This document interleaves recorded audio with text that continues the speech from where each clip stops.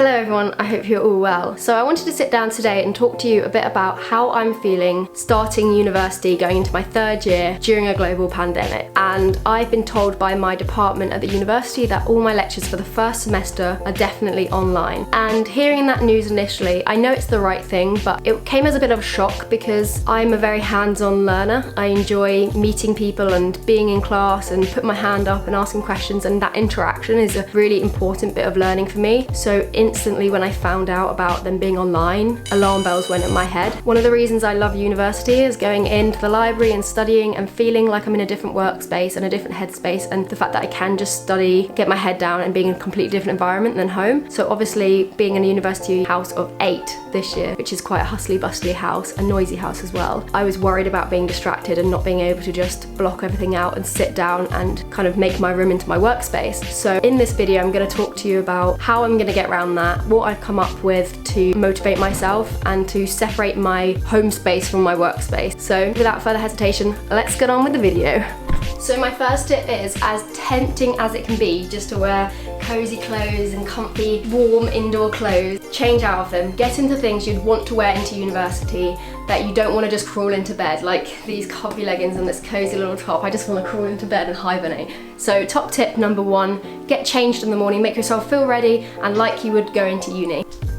That's better, I feel more motivated already. My second tip to you is to keep your room and workspace clean. I've already done mine this morning because I just want to get into a good habit early on. So I made my bed, I gave my room a quick clean, I put any clothes away, and already I feel like I could tackle the day ahead of me. So for me, if I'm stressed about a day or an event or a week, I plan so much. I write lists and I use my big planner. This is my absolute lifesaver. So it has all the months, it has goals, things like that, and I literally write everything. And for me, I feel really satisfied just crossing something off. So I do go a bit OTT. For example, I'll need a shower and I'll write, take shower, and then I'll shower and cross it off. It just makes me feel really accomplished. So a bit much, but you know, it's fun. So this is September and I use the overview of the month to write any important dates down so I get an overview of when I'm free.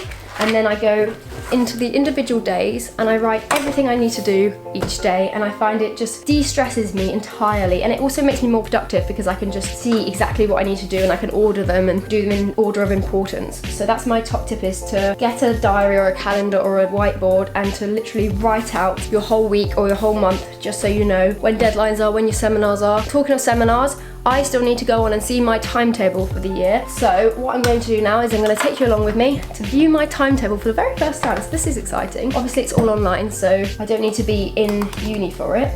But let's see when my timetable is. Let me take you along. So I click on to Canvas, which is our university's site, and I go on to year 3 semester 1. So if I just click that, so this is tutorials, which are our new lectures. We have seminars and workshops, and these will all just download, and I've just downloaded those and they are now here. So what I'm going to do now is I'm going to open an Excel spreadsheet and I'm going to put all my lectures into the spreadsheet so I know roughly like what times I need to log on to Canvas. So I'm going to do that now. Okay, so I've just made this little spreadsheet. I've just put Monday to Friday, all the times and the times my lectures are, and I've literally just, because we're not in groups for lectures, I've just looked at the lectures and I've picked the ones I'm doing and I've put them into there. So now I've got an idea of where I'm free for workshops and seminars. So I'll show you what I do with those now. So now I've done the lectures, I'm going to get my planner. I'm going to open up September when uni starts, and I'm going to go onto my laptop onto workshops. I'm going to use the dates now and I'm going to put them in my diary so I don't miss any. I think that's really key because workshops are kind of sporadic, so it's really good to get them in on writing so you know when they are.